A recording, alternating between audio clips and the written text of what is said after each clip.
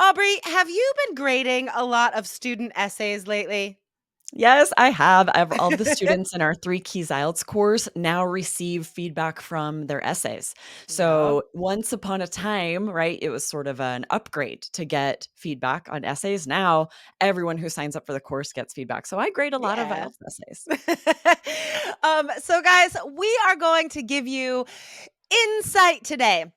How and why do so many students end up with a 4 for task achievement on writing task 1? This is such a quick, simple mistake, but it brings your score down to a 4.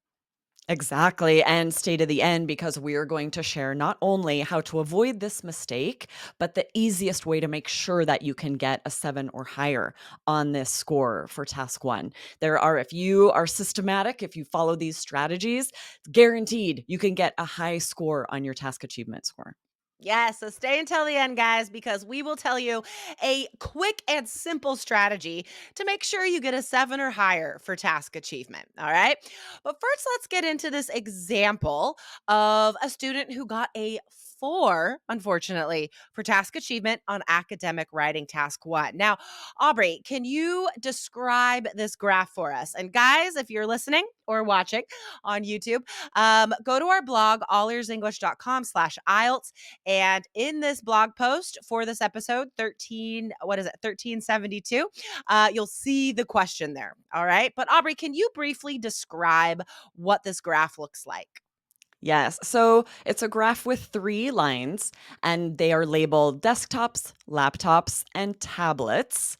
And then it says the chart below shows the number of products sold from January to June in one electronics retail store. So we see on the left side the number of products 0, 10, 20, 30, 40, 50. And on the bottom, you have these months January, February, March, April. So it's a change over time Mhm. chart showing how the product sales increased and decreased over time. So in this chart, there are 3 different colors, and the key at the bottom tells you what those colors mean, right? Like blue is Right. desktops, orange is laptops, gray is tablets. On the real IELTS exam, it's not going to be in color, but you still have to pay attention, right? Because there'll be like dots or dashes, or the labels will be on the chart. But usually you will find the definitions for what the lines are in a key. So the key will be on the bottom of the graph or on the side of the graph.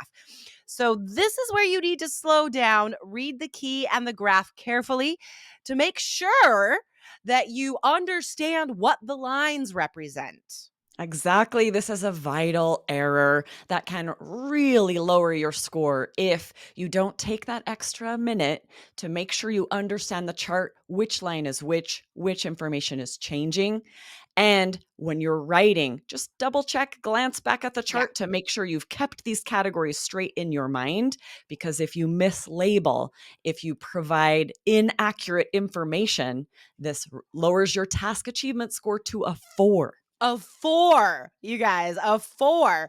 So the literal the words on the band descriptor chart for task achievement band 4, one of the definitions is key features slash bullet points that are presented may be irrelevant, repetitive, inaccurate, or inappropriate. So if you're choosing numbers that don't matter, right? That counts as being irrelevant. Okay. So that matters here. That's why we tell you only choose the most important numbers. And we'll tell you what those are at the end of today's episode. And in this case, we're showing you today, guys, the person included inaccurate information because they mixed up what the lines were, right? So the numbers that should have been for desktops, for example, she said they were for tablets. Okay. So because of that, all of the numbers are wrong in the essay, and she gets a 4 for task achievement. Exactly. The first thing affected was the overall trend because these categories, these words were switched, giving the wrong information in the overall trend. She had said, Mhm. whereas tablets rose slightly when she meant laptops. So already your overall trend is inaccurate. Yeah, from the get-go, inaccurate. And then if we look at the body of her essay, right, we see that all the numbers are mixed up again because she mixed up what the lines represented. So, for example, she says, Desktops had the highest sales at 80 in January. Um, and that's correct, right? And then she did get a couple numbers correct, right? But then she said while laptops dramatically swelled from 10 to 95, and that those numbers are not about laptops. Those numbers are about tablets. So she's making the examiner work so hard because now I have to like double check every single number with the graph because I have to see how many are correct and not correct. Exactly, right? And it seems like such a small error. You're really just switching 2 words. She has switched the words tablets and laptops, but it's so devastating for your score Yeah. because in every paragraph, it makes information reported inaccurate. Exactly, exactly. So, to prevent doing that, guys, here is what you have to do. First of all, as we said, read the key and the graph carefully. Take that time before you write to really read everything on that question and understand and think about what this information is telling you. What exactly is happening on this chart or line graph? And then we have to circle the most important numbers. Now, what are the key numbers that we have to include in our essay, Aubrey? Yeah, for each of these lines, you would want to circle the beginning and the end, the starting point and the ending point, as well as the highest and lowest. What was the peak it got to, that highest point, and then the lowest point as well for each line. And then anything interesting, anything that seems really out of the ordinary or Mhm. anything surprising in the chart, those are Yeah. also numbers that you would want to include.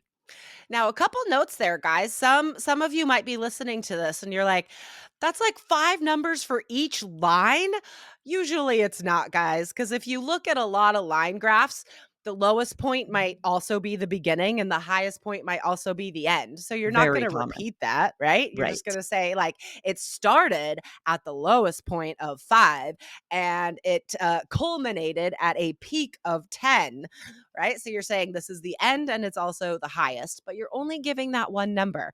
And on a note about the anything interesting category, usually there's not. Just so you know, guys, don't break your brain trying to look for interesting numbers. Excuse me, because usually there's not. Usually, all you're going Right. to include for each line is beginning, end, highest, and lowest. Yes. And one final note when you're proofreading, definitely take that second to double check and make sure that you kept the categories clear in your mind separate, that you didn't make this Right. mistake of switching labels, of switching numbers, which change, right? Just a quick glance to make sure that what you have written matches the information in the chart to avoid this very common error. And it's similar to the advice we give for task 2 to help you stay on topic, guys. While you're brainstorming, you need to be checking back to the question to make sure all of your examples and reasons that you're brainstorming that they all directly connect to the topic. So, there's a lot of small quick things you can do, guys, to make sure that your task achievement score in task 1 and your task response score in task 2 to make sure that those scores are a 7 or higher. It just involves slowing down a little bit and taking a few extra seconds to check back to the question. And guys, we did dive deeper into the task achievement and task response scores in episode 1367. So if you missed that, scroll up. It's called Advice for Both Task 1 and Task 2 Scores. So scroll up if you missed that one, guys, and make sure to hit follow right now so you never miss another episode.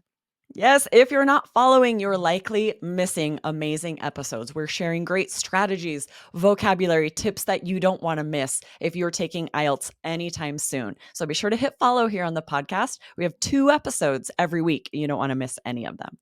Awesome. All right. Thanks, Aubrey. Yeah, awesome. See you next time, Jess. Bye. Bye.